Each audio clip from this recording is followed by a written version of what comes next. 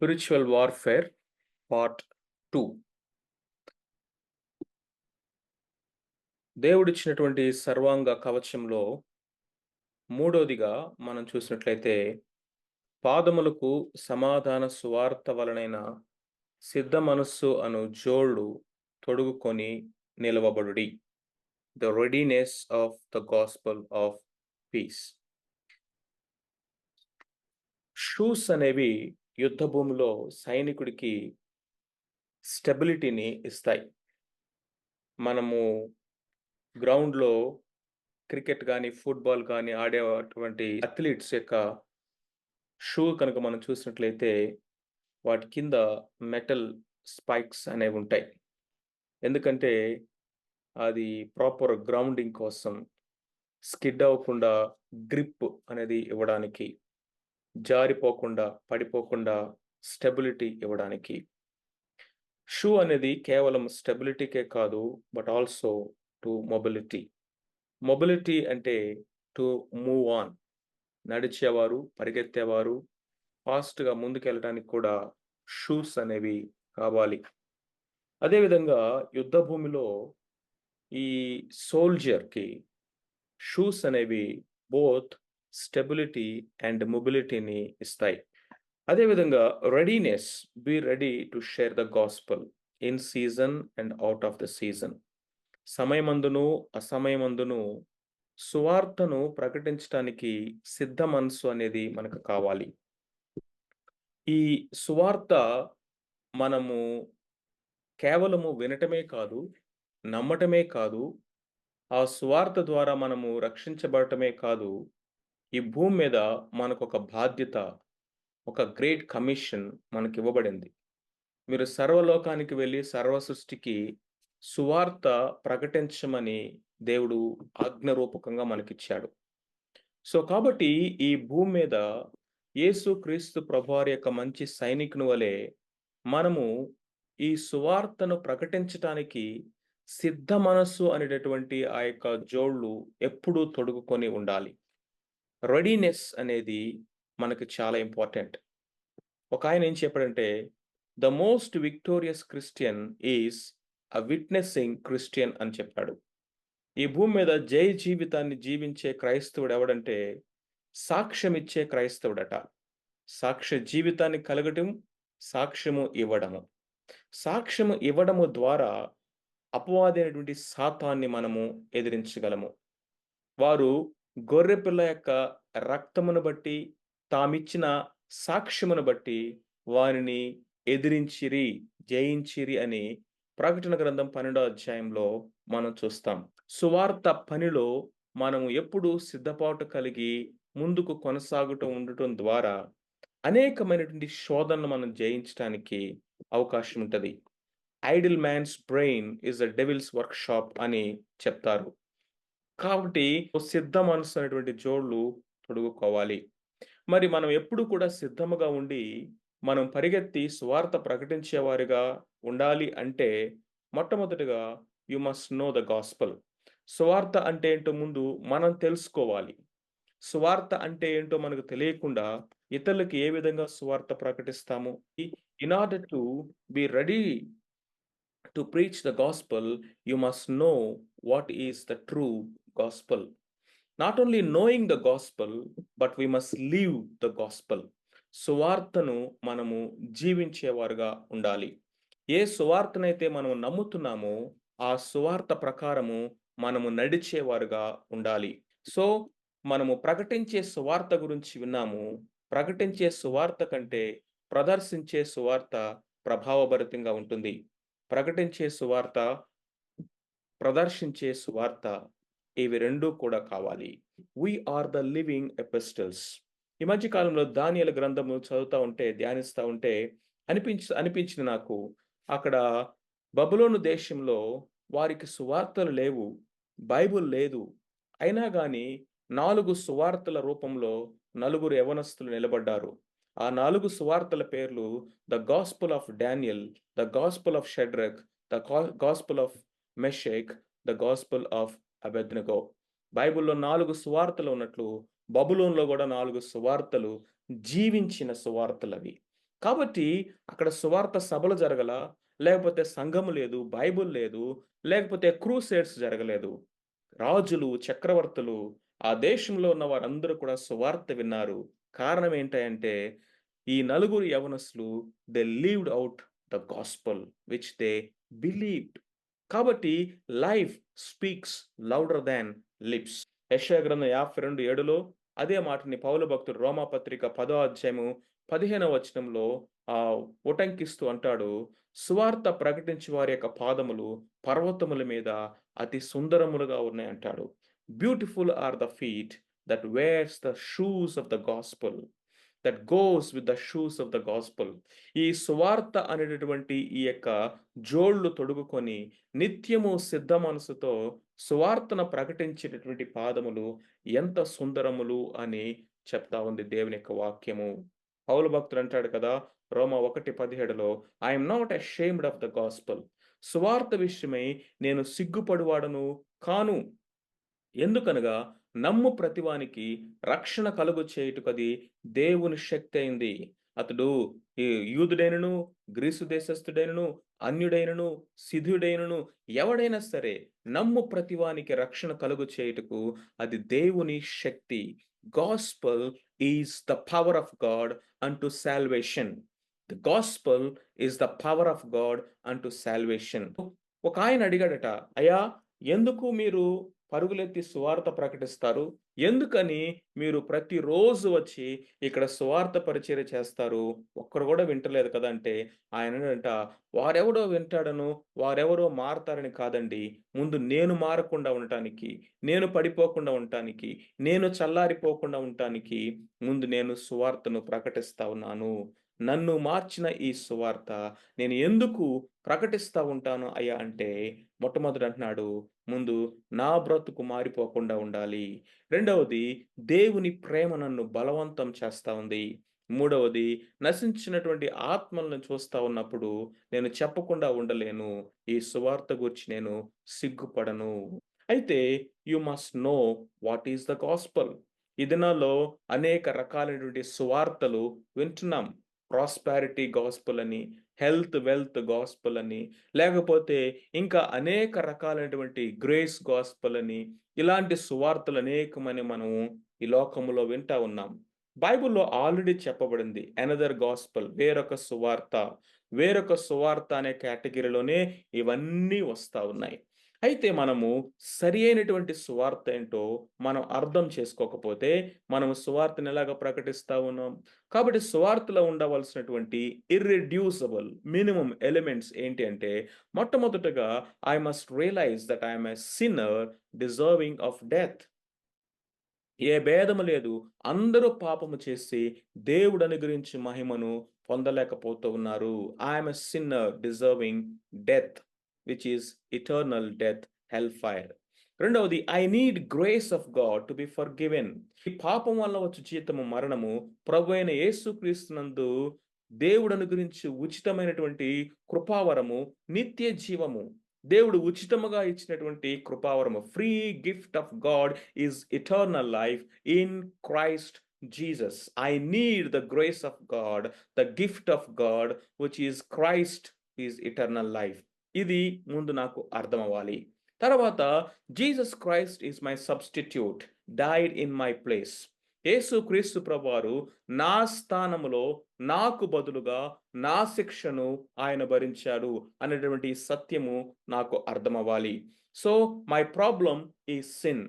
My problem is I cannot get away from this sin. And the only solution is Jesus Christ who died, who took the punishment in my place. This is a substitution. మనం ఇంకను పాపులమై ఉండగానే దేవుడు తన యొక్క ప్రేమను వెల్లడిపరిచి తన కుమారుని మన స్థానంలో బలిగా అర్పించాడు. ఈ సత్యం మనకు తెలియాలి. Not only knowing the truth intellectually, but I should confess, repent.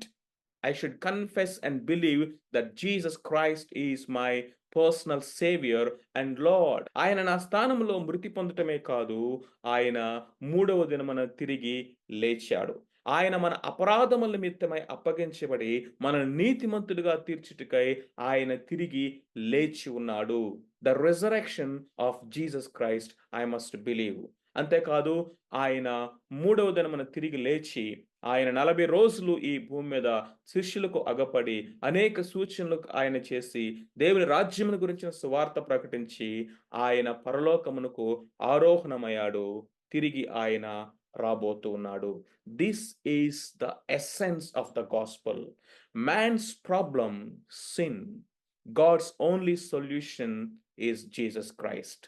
ఇది లేకుండా సిలువ, మరణ, భూస్థాపన, పునరుద్ధానము అనేది లేకుండా సువార్త అనేది లేదు.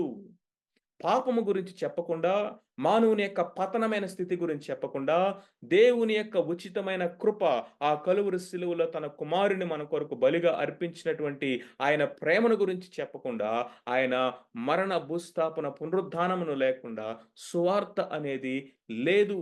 Because it is good news. You have to go and you should be prepared and you should be ready to go and preach. This is the gospel. And not only that, we must live the gospel. ఈ సువార్తని ఏమనంటే సమాధాన సువార్త అన్నాడు. The gospel of piece. ఈ సువార్త ఏమి చేసిందయ్యా అంటే నా జీవితంలో దేవునితో నన్ను సమాధానపరిచింది. Piece with God. కాబట్టి మన ప్రభు అయిన యేసుక్రీస్తు ద్వారా మనకు దేవునితో సమాధానము కలిగి ఉన్నాము అని రోమా 5:1 మనం చూస్తాం. దేవునితో సమాధానం. సమాధానం అంటే అర్థం ఏంటంటే God is no more having enmity with me. He is not having anger upon me. He is having peace. ఎందుకంటే పీస్ మేకర్ యేసుక్రీస్తు ప్రభువారు నాకు దొరికాడు కాబట్టి. Then not only peace with God but having peace of God. దేవుని యొక్క సమాధానాన్ని మనం అనుభవించాలి. ఏ విధంగా? రైట్ ప్రేయర్ అనే దాని ద్వారా దేవుని సమాధానాన్ని మనం అనుభవిస్తాం. ఫిలిప్పీ 4:6-7 అంటాడు, దేని గురించి చింతపడవాకండి, మీరు కృతజ్ఞతలతో మీ యొక్క ప్రతి విన్నపాన్ని దేవునికి తెలియచేయండి. దేవుని యొక్క సమాధానము మీ హృదయంని ఆలోచనను అది కావలి ఉండి మిమ్మల్ని నడిపిస్తుంది. రైట్ ప్రేయర్ అనేది.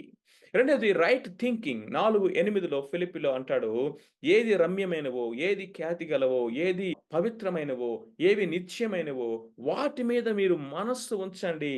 అప్పుడు దేవుని సమాధానం మీకు కావలి ఉంటుంది అంటాడు. Right living.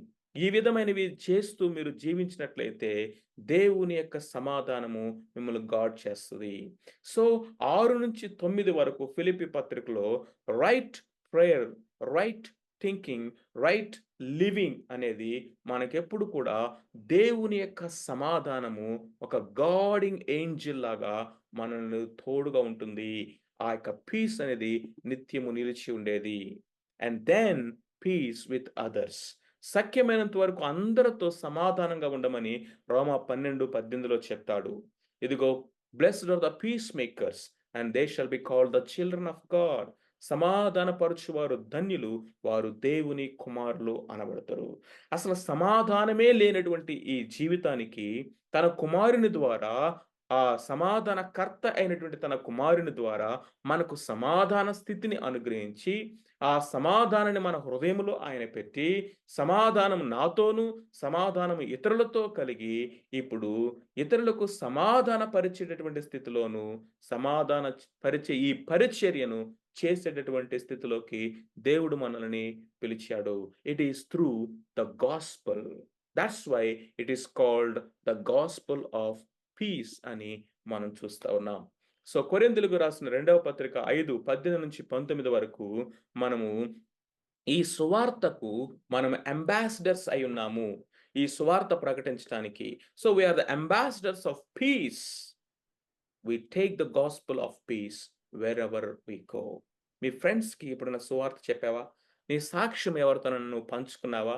ఇదిగో నశించిపోతున్నటువంటి ఆత్మలను చూస్తా ఉన్నప్పుడు మన హృదయములో పౌలుకు కలిగినటువంటి ఆత్మ పరితాపము కలుగుతూ ఉన్నదా? ఈ సువార్తను చెప్పకుండా ఎన్నిసార్లు మనం సిగ్గుపడి ఉంటాం? ఈరోజు మనం ఒక నిర్ణయం తీసుకుందాం. ఈ యొక్క సమాధాన సువార్త వలనైనటువంటి సిద్ధ మనస్సు అనేటువంటి ఇక జోళ్ళు తొడుగుకొని క్రీస్తు యొక్క సైనికుల వలె మనము అపవాదిని ఎదిరించి దేవుని యొక్క రాజ్య శాంతి లేకపోతే ఈ పీస్ అంబాసిడర్స్‌గా ఈ భూమి మీద మనం జీవించటానికి ఒక తీర్మానము చేసుకుందాం. అండ్ దెన్ నెక్స్ట్ గనక మనం చూసినట్లయితే షీల్డ్ ఆఫ్ ఫెయిత్. 16వ వచనంలో ఇవన్నీయు గాక విశ్వాసమును డాలు పట్టుకొని దానితో మీరు దుష్టుని అగ్ని బాణములన్నిటిని ఆర్పుటకు శక్తిమంతులు అవుదురు. ఒక సోల్జర్ యొక్క ది నంబర్ 1 డిఫెన్సివ్ వెపన్ ఏంటంటే ఈ యొక్క షీల్డ్. షీల్డ్ అనేది ఆ యొక్క శత్రువు వేసేటటువంటి యారోస్‌ని కానీ, లేకపోతే ఆ స్పియర్స్‌ని కానీ, సోర్డ్ తోటి చేసే అటాక్స్‌ని కానీ డిఫెండ్ చేయడానికి ఆ యొక్క సోల్జర్ దగ్గర ఉన్నటువంటి నంబర్ 1 డిఫెన్సివ్ వెపన్. ఇది ఎప్పుడూ కూడా ఆ యొక్క సోల్జర్ పట్టుకొని ఉంటాడు ఒక చేత్తోటి. కాబట్టి ఈ రోమన్ సోల్జర్స్ ఏం చేస్తారంటే, వాళ్ళ దగ్గర చెక్కతో చేసినటువంటి పెద్ద ఆ యొక్క షీల్డ్స్ ఉంటాయంట. ఎంత పెద్దయంటే, దాని వెనక గనక నుంచుంటే ఆల్‌మోస్ట్ తను మొత్తాన్ని కవర్ చేస్తది. కొన్నిసార్లు గనక అట్లా కొంచెం స్టూప్ డౌన్ అయ్యి కూర్చుంటేనట, ఆ యొక్క హోల్ బాడీ మొత్తాన్ని కవర్ చేసేంత పెద్ద షీల్డ్స్ ఉంటాయి. చాలా లేయర్స్ ఆఫ్ వుడ్‌తో అది చేస్తారు. అంతేకాకుండా దాని మీద లెదర్ అనేటువంటిది లేయర్స్ ఆఫ్టర్ లేయర్స్ వేసి దానితో మెటల్ స్ట్రిప్స్ తోటి దాన్ని స్ట్రాంగ్‌గా బిల్డ్ చేస్తారు. ఆ యుద్ధానికి వెళ్ళేటప్పుడు ఈ సోల్జర్స్ ఆ యొక్క షీల్డ్స్‌ని నీళ్ళలో ముంచి పట్టుకొని తీసుకెళ్తారు. చాలా హెవీ వెయిట్‌గా ఉంటదది. వాటిని క్యారీ చేసేటటువంటి ఆ యొక్క స్ట్రెంగ్త్ వాళ్ళు బిల్డ్ చేసుకుంటారు. ఎందుకు అంటే ఎనిమీస్ అగ్నితో వచ్చేటటువంటి బాణాలను వాళ్ళ మీద వేసినప్పుడు, దాన్ని ఆర్పుటకు ఈ వాటర్ డిప్ షీల్డ్స్ అనే వాటిని వాడతారట. ఇన్ ద సేమ్ వే అదే ఇమేజ్‌ని ఇక్కడ బ్రింగ్ చేస్తూ పౌలు భక్తుడు రోమన్ సోల్జర్స్ ఏ విధంగా అటు నుంచి వచ్చే అగ్ని బాణాలని ఆర్పటానికి వాటర్ డిప్డ్ షీల్డ్స్‌ని ఎలాగైతే అడ్డు పెడతారో, అదే విధంగా సాతానుడు వేసేటటువంటి అనేక రకాలైనటువంటి అగ్ని బాణాలు వీటిని ఆర్పుటకు శక్తి గలవారుగా నువ్వు ఉండాలి అంటే ఈ షీల్డ్‌ని నువ్వు పట్టుకొని నిలబడాలి అన్నాడు. దేవుని యొక్క వాక్యము అనేటువంటి వాటర్ తోటి డిప్ చేయబడినటువంటి ఈ యొక్క షీల్డ్ ఆఫ్ ఫెయిత్. ఎందుకంటే విశ్వాసానికి, వాక్యానికి సంబంధం ఉంది. వినుట వలన విశ్వాసము కలుగును. వినుట క్రీస్తును గురించినటువంటి మాట. దేవుని యొక్క వాక్యముతో మనము ఎప్పుడైతే సాచ్యురేట్ అయి ఉంటామో, నింపబడి ఉంటామో, అది మనకి ఒక షీల్డ్ లాగా ఫెయిత్ డెవలప్ అవుతుంది. ఆ విశ్వాసము ద్వారా మనము అపవాదిని జయించగలము.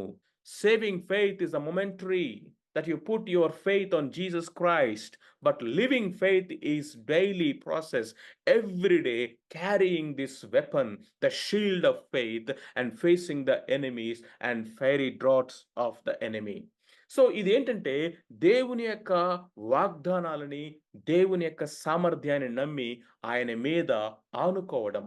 కాబట్టి నేనేం చేయాలి? వాక్ బై ఫెయిత్, విశ్వాసము ద్వారా నడవటం. వెలిచూపుని బట్టి కాదు, దేవుని యొక్క మాటను నమ్మి, దేవుని యొక్క వాగ్దానాలను నమ్మి, దేవుని యొక్క శక్తి సామర్థ్యాలను నమ్మి మనము విశ్వాసముతో నడుచుకోవటము. వెలిచూపుని బట్టి కాక విశ్వాసముతో నడుచుకోమని దేవుని యొక్క వాక్యం సెలవిస్తా ఉంది. When you walk by faith, then you are using the shield as you are walking. ఇప్పుడు ప్రశ్న ఏంటంటే, how to build rock solid faith in our life? ఏ విధంగా మన షీల్డ్‌ని మనం స్ట్రెంగ్థెన్ చేసుకోగలం? మొట్టమొదటిది, know the promises of God. Roman 10:17 చెప్తుంది, వినుట వలన విశ్వాసము కలుగును. ఇక్కడ ప్రామిస్ అంటే ఏదో సంవత్సరానికి ఒకసారి తీసుకునేటటువంటి ప్రామిస్ కార్డ్ కాదు. ప్రామిసెస్ అంటే రోజు వాట్సాప్‌లో చూస్తామే, 2 డేస్ ప్రామిస్ అది కాదు. ప్రామిస్ అంటే మన గోడ మీద హ్యాంగ్ చేస్తామే ఆ యొక్క ఫ్రేమ్స్, అవి కూడా కాదు. అవి అవసరమే కాదంటలేదు, నేను డినై చేయట్లేదు. But the promises of God means the whole council of God which is the word of God. దేవుని యొక్క వాక్యములో ఉన్నటువంటి ప్రతి వాగ్దానం అన్నది. దేవుని యొక్క వాగ్దానాలను మనం క్లెయిమ్ చేస్తా ఉన్నప్పుడు మనలో దేవుని వైపు ఆ వాగ్దానాలు మనం తిప్పుతాయి. మన సామర్థ్యం కాదు, దేవుని సామర్థ్యం మీద ఆధారపడటానికి మనల్ని అది నడిపిస్తా ఉంది. That's how looking unto Jesus యేసు వైపు చూసినప్పుడు విశ్వాసమునకు కర్త, దాన్ని కొనసాగించేవాడు ఆయనే కాబట్టి విశ్వాసం అనేది మనలో డెవలప్ అవుతది. Know the promises of God. రెండవది observe the patterns of God. కొరింథీ మొదటి పత్రిక 10:11 అంటాడు, ఇవన్నీ దృష్టాంతములుగా వారికి సంభవించి యుగాంతమందున మనకు బుద్ధి కలుగుటకు ఇవి రాయబడి ఉన్నాయి అంటాడు. రోమా 15:4 అంటాడు, రాయబడినటువంటి ఈ లేఖనమంతా కూడా మనకు బోధ కలుగుటకు అంటాడు. బుద్ధి కలుగుటకు, బోధ కలుగుటకు ఇవి దృష్టాంతములుగా మన కొరకు రాయబడ్డాయి ఇవన్నీ కూడా. సో, రాయబడినటువంటి లేఖన వాక్యములో నువ్వు ప్యాట్రన్స్‌ని వెతుకు. నువ్వున్నటువంటి కండిషన్ భయమేస్తుందా? ఇదిగో భయాల్లో ఉన్నప్పుడు దేవుడు ఏ విధంగా కొంతమందిని బలపరిచాడో ఆ ప్యాటర్న్స్‌ని వెతుకు. ఫెయిల్యూర్స్‌లో ఉన్నావా? ఫెయిల్యూర్‌లో ఉన్నటువంటి ఇదిగో వారిని ఏ విధంగా వారు మరలా సక్సెస్‌లోకి ఎదగడానికి దేవుడు సహాయం చేశాడో ఆ ప్యాటర్న్స్‌ని వెతుకు. లేపోతే ఫైనాన్షియల్ క్రైసిస్‌లో ఉన్నావా? రాంగ్ డెసిషన్స్ తీసుకొని నువ్వు డిసప్పాయింట్ అయిపోయి పడిపోయున్నావా? లేపోతే ఫ్యామిలీ సమస్యల్లో ఉన్నావా? బిజినెస్ సమస్యలో ఉన్నావా? ఏ ఏరియాస్‌లో మనం ఉన్నా కానీ we have the patterns in the word of God. Go into the word of God. Look for such person, such patterns. ఆ కండిషన్స్ ఏమున్నాయో లేఖనాల్లో మనం చూసినప్పుడు ఆటిలో నుంచి మనం నేర్చుకుంటాము. ఎందుకంటే ఇవన్నీ దృష్టాంతములుగా వారికి సంభవించి మనకు బుద్ధి కలుగుటకు, మనకు బోధ కలుగుటకు దేవుడు ప్యాటర్న్స్ లాగా రాసిపెట్టించాడు. Go and search the same patterns and find out. Get faith. మూడోదిగా చూసినట్లయితే surrounded by the people of God. Iron sharpens the iron. Proverbs 27:17లో మనం చూస్తాం. మనకు మన సహోదరులు కావాలి. ఎందుకంటే ఒకరి విశ్వాసమును బట్టి ఇంకొకరు ఆదరించబడటానికి రోమా 1:12 అంటాడు. నా విశ్వాసం బట్టి మీరు, మీ విశ్వాసమును బట్టి నేను ఆదరించబడుటకు నేను మీ యొద్దకు రావాలని ఆశపడతా ఉన్నాను. ఒకరిని ఒకరు మీరు ప్రోత్సహించుకోండి, పురికొల్పుకోండి, ఒకరినొకరు హెచ్చరించుకోండి అని 1 థెస్సలోనియన్స్ 5:11లో అంటాడు. హెబ్రీ 10లో అంటాడు, ఒక సమాజముగా కూడుట మానుకొన్నట్లుగా మీరు మానుకొనక ఆ దినము సమీపించిన కొలది మీరు మరి ఎక్కువగా ఒకరినొకరు పురికొల్పుచు సత్క్రియలు చేసుకుంటూ మీరు పాటలతో, పద్యములతో, ఆ వివేచన కలిగినటువంటి వాక్యములతో ఒకరినొకరు హెచ్చరించుకోండి అని కొలస్సీలో కూడా చెప్తాడు. ఏంటిది? When you are surrounded by the people of God, then you will grow in faith. విశ్వాసములో మనము ఎదుగుతాం. సో, కాబట్టి సాతాను వాడి అటాక్ చేసినటువంటి నంబర్ 1 వెపన్ ఏంటంటే faith. Faith is something like a hyperlink. If you miss that link, your page is missed, your data is missed, you're completely collapsed. Faith అనేది శాటిలైట్‌ని, base స్టేషన్‌ని connect చేసేటువంటి invisible ఆ communication channel లాంటిది. అది cut అయిందా ఆ control signal the the satellite is lost in the space. కాబట్టి దేవునితో మనల్ని కనెక్ట్ చేసేటువంటి ఇన్విజిబుల్ కనెక్షన్ ఏంటో తెలుసా? ఫెయిత్, విశ్వాసము. అది గనక మిస్ అయిపోయిందా యూ మిస్ ఎవ్రీథింగ్. అందుకనే పేతురుతో అంటున్నాడు, నీ నమ్మిక తప్పకుండానట్లుగా నీ కొరకు నేను ప్రార్థన చేశాను. సాతానుడు నిన్ను జల్లించడానికి అడిగాడు. అగ్ని బాణాలు వాడు ఇదిగో నీ విశ్వాసమును దెబ్బతీయటానికి వేశాడు. అల్టిమేట్‌గా సాతానుడు ఏం చేస్తాడంటే మనలో దేవుని మీద డౌట్‌ని క్రియేట్ చేస్తాడు. దేవుణ్ణి డౌట్ చేయటమే గ్రేటెస్ట్ సిన్. అతి భయంకరమైన పాపం ఏంటో తెలుసా? Doubting God. The nature and character of God. So, కాబట్టి హావ్ ఫెయిత్. అండ్ దెన్ తర్వాత అంటాడు, మరియు రక్షణ అను శిరస్త్రాణము, హెల్మెట్ ఆఫ్ సాల్వేషన్. రక్షణ అను శిరస్త్రాణాన్ని కలిగి ఉండండి. The battle field is your mind, your head.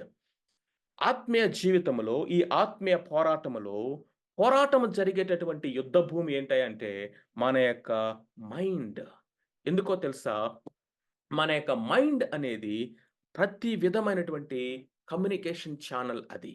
The faculty of thinking, the faculty of emotion, the faculty of reflection, the faculty of choosing, the faculty of everything ఏంటంటే mind. So, కాబట్టి సాతాను యొక్క attack అనేది mind మీద ఉంటది. ఆ మైండ్‌తో ఏం చేస్తాడంటే ఇప్పుడు చెప్పినట్లుగా దేవుణ్ణి డౌట్ చేసేటట్లుగా వాడు చేస్తాడు. అంతేకాకుండా దేవుడిచ్చిన రక్షణను డౌట్ చేసేటట్లుగా చేస్తాడు. హి will attack on your mind so that you may doubt your salvation. ప్రతి విశ్వాసి కూడా అష్యూరెన్స్ ఆఫ్ సాల్వేషన్‌లో జీవించాలి. రక్షణ నిశ్చయత అనేది చాలా ప్రాముఖ్యమైనది. చాలామంది నేనింకా రక్షించబడ్డానా అనేటువంటి సందిగ్ధములో, సంశయంలో జీవిస్తా ఉంటారు. అలాంటి వారిలో రక్షణ ఆనందం ఉండదు. అంటే ఆల్రెడీ సాతానుడు నిన్ను అటాక్ చేశాడు. నీలో ఉన్న రక్షణ ఆనందాన్ని వాడు దొంగిలించేశాడు అని అర్థం. మరి రక్షణ నిశ్చయితలో ఉండడం ఎలాగా అంటే ఫస్ట్ అష్యూరెన్స్ ఏంటంటే అష్యూరెన్స్ ఆఫ్ ద స్క్రిప్చర్. దేవుడు లేఖనాలు ఇచ్చేటటువంటి ఆ యొక్క ఆధారంలో మనము జీవించాలి. నీవు నీ పాపములు ఒప్పుకున్నట్లయితే ఆయన నమ్మదగిన వాడు నీతిమంతుడు గనుక ప్రతి పాపమును క్షమించి ప్రతి దుర్నీతి నుంచి మనల్ని పవిత్రులుగా చేసి ఉన్నాడని దేవుని యొక్క వాక్యం సెలవిస్తా ఉంది. సో, వాగ్దానముల యొక్క ఆధారముతోటి మనము అష్యూరెన్స్‌లో జీవించాలి. రెండోది గనుక మనం చూసినట్లయితే ఆత్మ దేవుడిచ్చేటటువంటి అష్యూరెన్స్. మనము దేవుని పిల్లలమని ఆత్మ తానే మన ఆత్మలో కూడా సాక్ష్యం ఇచ్చుచున్నాడని రోమా 8:26లో మనం చూస్తాం. పరిశుద్ధాత్మ దేవుడు మనలో దేవుని పిల్లలమని మనకిచ్చే సాక్ష్యము. You are the children of God because we received the spirit of adoption. మూడోదిగా గనుక మనం చూసినట్లయితే ద ఇన్నర్ అష్యూరెన్స్. మన అంతరంగములో, మన మనస్సాక్షిలో మనకు అర్థమవుతది. నేను అంతకుముందులాగా లేను. పాత వ్యక్తిలాగా లేను. నాలో ఏదో మార్పు వచ్చింది.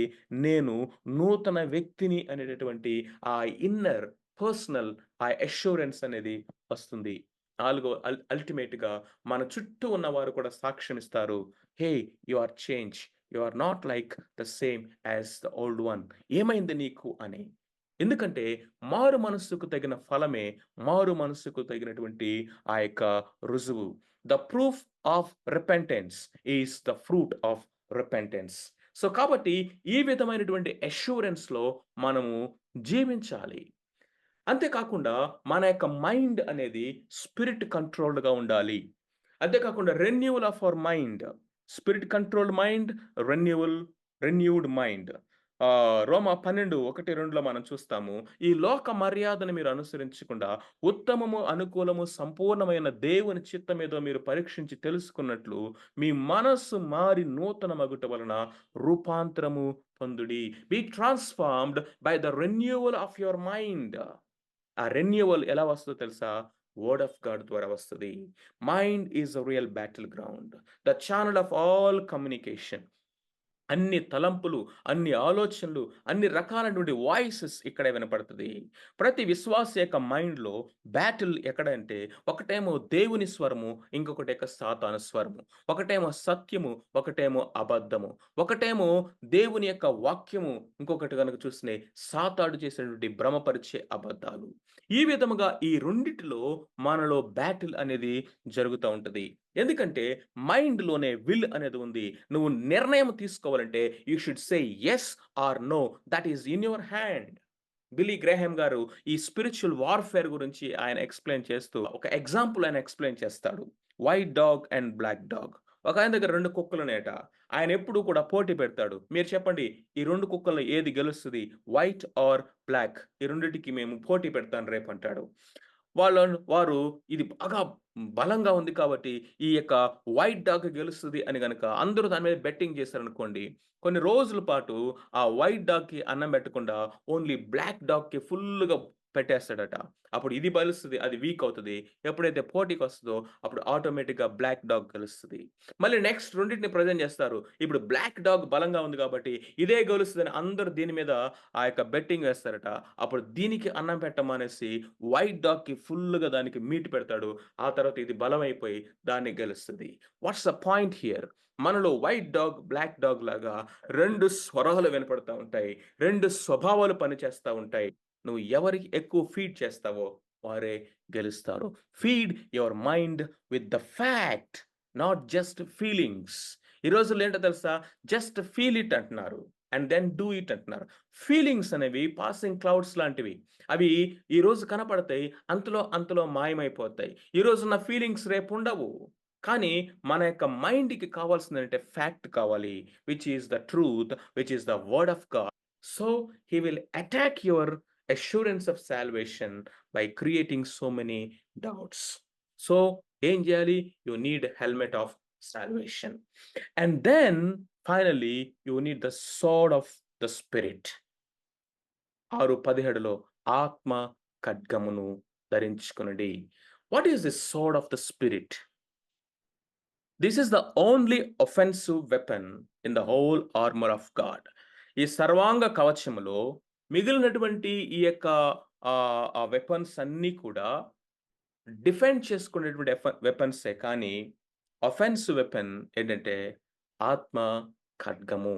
ఎందుకంటే యుద్ధంలో గెలవాలంటే వాడు వేసే అగ్ని బాణాలను ఎదుర్కోవటమే కాదు, మనం వెళ్లి పోరాటం కూడా చేయాలి. హెబ్రీ 4:12లో ఈ ఖడ్గాన్ని డబుల్ ఎడ్జ్ సోర్డ్ అన్నాడు. దేవుని యొక్క వాక్యము బలమైనది, సజీవమైనది, రెండంచులు కలిగినటువంటి వాడి అయిన ఎటువంటి ఖడ్గమ కంటెనో పదునైనది. అది ప్రతివాడి యొక్క ఎముకలు, మూలుగులు సైతము విభజించుచు ఆ యొక్క ఆలోచన తలంపుల్ని పరీక్షిస్తూ ఉంది, శోధిస్తా ఉంది అని చెప్తా ఉంది. సో, కాబట్టి it is a double edge sword. ఎవరైతే దేవుని యొక్క వాక్యాన్ని మినిస్టర్ చేస్తా ఉన్నారో, మొట్టమొదటగా దేవుని వాక్యం అనే ఖడ్గము వారిని కట్ చేస్తూ ప్రూన్ చేస్తది. ఎవడైతే దేవుని యొక్క వాక్యం చేత మినిస్టర్ చేయబడుతూ ఉన్నాడో, వింటున్నాడో, వారిలో కూడా దేవుని యొక్క వాక్యము పనిచేస్తా ఉంటుంది. The metal sword only can pierce the body, but the sword of the spirit pierce the heart. That is the beauty. ఈ ఈ లోకములో ఉన్నటువంటి ఈ మెటల్ సోర్డ్స్ అన్నీ కూడా ఈ ఫ్లెష్‌ని కట్ చేయడానికి, బోన్స్‌ని కట్ చేయగలదు. లేకపోతే మెటల్‌ని కట్ చేయగలవు. కానీ దేవుని యొక్క వాక్యమనే ఆత్మ ఖడ్గము మనిషిని యొక్క హృదయాలని కట్ చేస్తది. పేతురు నిలబడి వాక్యం చెప్పినట్ట వారు హృదయములో గుర్చబడి అంది. ఇంకా కింద ఫుట్ నోట్ చూస్తే హృదయమందు వారు పొడవబడి అనుంది. ఒరిజినల్ మీనింగ్ గనుక చూసినట్టయితే they were cut in their heart అని రాసింది. హృదయములు కట్ చేయబడ్డారట. బికాజ్ దేవుని వాక్యము దేవుని ఆత్మశక్తితో వెళ్ళినప్పుడు అది హృదయాల్ని కోస్తది. The Spirit of God, who is the author of the Word of God, is also the agent of the Word of God to use this sword in the warfare. ఎందుకంటే యేసుక్రీస్తు ప్రభువారు విల్డర్‌నెస్‌లో ఆయన ఉపవాసం ఉండి ప్రార్థన చేసిన తర్వాత అపవాది అనే శోధకుడు వచ్చి ఆయన శోధించాడు. అప్పుడు యేసుక్రీస్తు ప్రభువారు సాతాను యొక్క అటాక్స్‌ని ఏ విధంగా తిరిగి ఆయన కౌంటర్ అటాక్ చేసాడంటే by the word of God, దేవుని యొక్క వాక్యమును. వాడొచ్చి అంటాడు, ఇట్ ఈస్ రిటర్న్ అంటాడు. ఇట్ ఈస్ రిటర్న్ అంటాడు. ఇట్ ఈస్ రిటర్న్, వ్రాయబడిన ప్రకారము దూకు, దేవదూతలొచ్చి నిన్ను పట్టుకుంటారు, నీ కాలుకి రాయి తగలకుండా అంటాడు. అప్పుడు మనం చెప్పగలగాలి, ఇట్ ఈస్ ఆల్సో రిటర్న్ అని చెప్పగలగాలి. When Satan comes and say it is written, by twisting the truth of the word of God, you must be wise enough, mature enough to say, to counterattack Satan, to say it is also written. ఈ దేవుడైన యెహోవాను శోధింపవలెను అని కూడా వ్రాయబడి ఉన్నది అని మనం చెప్పాలి. సో, కాబట్టి ఏదో ఒక ప్యాసేజ్‌లో, ఏదో ఒక పేజ్‌లో, ఏదో ఒక చాప్టర్‌లో ఒక మాటని, ఒక వర్స్‌ని బయటికి తీసి దాన్ని ఔట్ ఆఫ్ కాంటెక్స్ట్ చెప్పి, దీనిలా చెప్పి వాడు అనేక రాంగ్ డాక్ట్రిన్స్‌ని, అనేక విధాలైనటువంటి దుర్బోధలని తీసుకొచ్చేసాడు. ఇప్పుడు నువ్వు దేవుని వాక్యమనే ఆత్మ ఖడ్గముతో అపవాదైనటువంటి సాతాన్ని ఎదిరించాలి. You must know how to use this sword. కత్తి వరలో పెట్టుకొని ఆహ్, ఆహ్, పట్టుకొని ఊరికే అటు ఇటు తిరుగుతూ ఉంటే యుద్ధంలో గెలవలేము. చాలామంది బైబిల్‌ని తల కింద పెట్టుకొని పడుకుంటారు. బైబిల్ తల కింద పెట్టుకుంటే బైబిల్ అంతా తలలోకెళ్తదా? బైబిల్‌ని చేత్తో పట్టుకొని తిరుగుతా ఉంటారు. బైబిల్‌ని చంకలో పెట్టుకుంటారు. బైబిల్‌ని బ్యాగ్‌లో పెట్టుకుంటారు. బైబిల్‌ని గూట్లో పెట్టి ఇదిగో 4, 5, 20 వెర్షన్స్ అన్ని పెట్టుకుంటారు. నా దగ్గర ఇన్ని వెర్షన్స్ ఆఫ్ బైబిల్స్ ఉన్నాయి. కొంతమంది బైబిల్ సెల్ ఫోన్ నిండా పెట్టేస్తారు. కొంతమంది ల్యాప్‌టాప్ నిండా యాప్స్ నింపేస్తారు. Database. Having the sword is one thing, and using that sword is another thing. You must know how to use the sword, which is the word of the Spirit. దేవుని వాక్యానికి సంబంధించి మనము at least there are 6 relationships where you can identify yourself with the word of God. ఏ లెవెల్‌లో నీవు నేను ఉన్నామో identify చేసుకుందాం. మొట్టమొదటి లెవెల్ ఏంటంటే receiving the word of God. First category of people ఎక్కడుంటారంటే దే ఆర్ జస్ట్ రిసీవింగ్ స్టేట్‌లో ఉంటారు. ఎందుకో తెలుసా? వారు ఓన్లీ జస్ట్ ద లిజనర్స్. వారు అక్కడ వాక్యం వింటారు, ఇక్కడ వాక్యం వింటారు. ఇదిగో ఆడియోస్, వీడియోస్, టేప్స్ అవి ఇవి వింటూ they will just only limit themselves to be the receiving part. మొదటి కేటగరీ ఎవరంటే receiving the word of God first level. రెండవ కేటగరీలోకి వచ్చినట్లయితే నెక్స్ట్ లెవెల్‌లోకి వచ్చినట్లయితే reading the word of God. వీళ్ళెవరంటే రెగ్యులర్‌గా క్వైట్ టైమ్ చేసేవాళ్ళు. They will have the habit of taking the quiet time daily. Third category ఎవరంటే researching the word of God. వీళ్ళేం చేస్తారంటే దేవుని యొక్క వాక్యాన్ని స్టడీ చేయడము నేర్చుకుంటారు. కొన్ని స్టడీ టూల్స్ తీసుకొని కామెంటరీస్, డిక్షనరీస్ లేకపోతే ఇంకా కొన్ని స్టడీ టూల్స్, స్టడీ బైబిల్స్ పెట్టుకొని దేవుని యొక్క వాక్యాన్ని సిస్టమాటిక్‌గా స్టడీ చేస్తారు. రీసెర్చ్ చేస్తారు. ఎందుకంటే దేవుని వాక్యములో క్రొత్త విషయాలు తెలుసుకోవాలన్న కుతూహలం వీళ్ళకి ఎక్కువుంటది. ఇంకా తెలుసుకోవాలి, ఇంకా తెలుసుకోవాలి, మర్మాలు తెలుసుకోవాలి, నాలెడ్జ్ తెలుసుకోవాలని ఈ ఈ బైబిల్‌ని ఎక్కువగా స్టడీ చేసేటువంటి వారుగా ఉంటారు. And then reflecting the word of God. Reflecting అంటే ఏంటంటే దేవుని వాక్యాన్ని మెడిటేట్ చేయటం, నోట్స్ రాసుకోవటము, తర్వాత దేవుని యొక్క వాక్యాన్ని ఆహ్, జ్ఞాపకం చేసుకుంటూ మెడిటేట్ చేయటం అనేది చేస్తారు. And then recalling the word of God. పరిశుద్ధాత్మ దేవుడు ఆయన యొక్క పరిచర్య అంటే మనకు దేవుని యొక్క వాక్యాన్ని ఆయన జ్ఞాపకం చేస్తాడు. రీకాల్ చేస్తాడు. వీళ్ళేం చేస్తారంటే దేవుని యొక్క వాక్యాన్ని మెమరైజ్ చేస్తారు. ఇంకా ఉచ్చరించటంలో యాజ్ ఇట్ ఈస్‌గా రెఫరెన్స్‌లు చెప్తా ఉంటారు. యాజ్ ఇట్ ఈస్‌గా వాక్యాన్ని మొత్తము మెమరైజ్ చేస్తూ ఉంటారు. And the final stage is responding to the word of God which is obedience to the word of God. చూడండి సర్ఫేస్ లెవెల్‌లో పైన ఎవరంటే first level only receiving the word of God. రెండవది గనుక మనం చూసినట్లయితే reading the word of God. మూడోది researching the word of God. Reflecting the word of God. Recalling the word of God. ఇవన్నీ చేసి దేవుని వాక్యానికి నువ్వు ప్రాపర్‌గా రెస్పాండ్ అవ్వకపోతే వ్యర్థమే. అద్దములో మొఖము చూసుకొని, తను బయటికి వెళ్లి, తన సహజ మొఖం యొక్క స్వభావాన్ని మరిచిపోయేటటువంటి బుద్ధిహీనుని పోలి ఉంటాడని యాకోబు చెప్తా ఉన్నాడు. దేవుని యొక్క వాక్యాన్ని వింటున్నావు మంచిదే. చదువుతున్నావు ఇంకా మంచిదే. స్టడీ చేస్తున్నావు వెరీ గుడ్. మెడిటేట్ చేస్తున్నావు ఎక్సలెంట్. మెమరైజ్ చేస్తున్నావు super. But for what? But for what? To respond to the word of God properly. సాతానుడు ఎవరికి భయపడతాడంటే, దేవుని వాక్యమునకు విధేయత చూపించేవారికి. I am sorry to say this. చాలామంది నాకు తెలుసు. వారు ఎప్పుడు బైబిల్ చదువుతానే ఉంటారు. కానీ బ్రతుకు మారదు. మరికొంతమంది కూడా నేను ఎరుగుదును. వాళ్ళు దేవుని వాక్యాన్ని ఎంత ఇంటెలెక్చువల్‌గా స్టడీ చేస్తారంటే అబ్బురపరిచిపోతాము. అంత నాలెడ్జ్‌ని గెయిన్ చేస్తారు. కానీ బ్రతుకు మారదు. మరికొంతమంది దేవుని యొక్క వాక్యాన్ని ఎంత మెడిటేట్ చేసి మెమరైజ్ చేస్తారంటే, నోరు తెరిస్తే అనర్గళంగా ఆదికాండం నుంచి ప్రకటన గ్రంథం వరకు ప్రతి వర్స్‌ని వాళ్ళు ఉన్నదున్నట్టుగా చెప్పగలరు. కానీ బ్రతుకు మారదు. బ్రతుకు మారేదెప్పుడంటే, when you respond to the word of God. Level 1లో ఉన్నావా? 2లో ఉన్నావా? 3లో ఉన్నావా? 4లో ఉన్నావా? 5లో ఉన్నావా?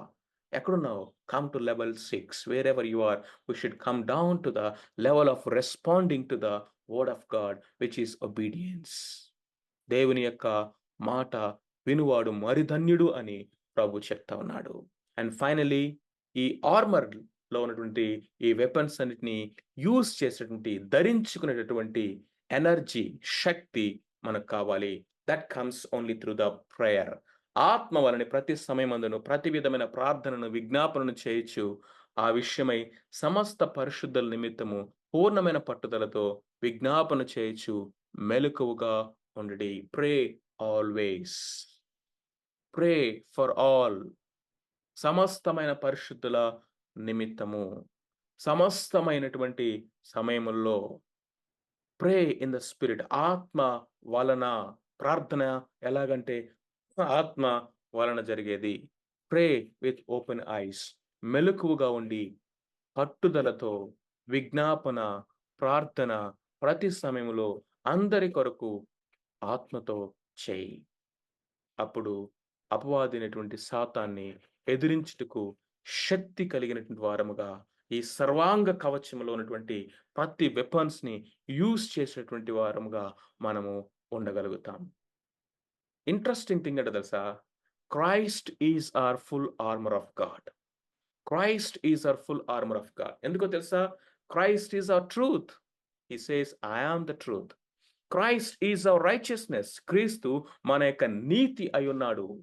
Christ is our peace. యేసుక్రీస్తే మన సమాధానము, సమాధానకర్త ఆయనే. Christ is the author of our faith. విశ్వాసమున కర్త, దాన్ని కొనసాగించేవాడు ఆయనే.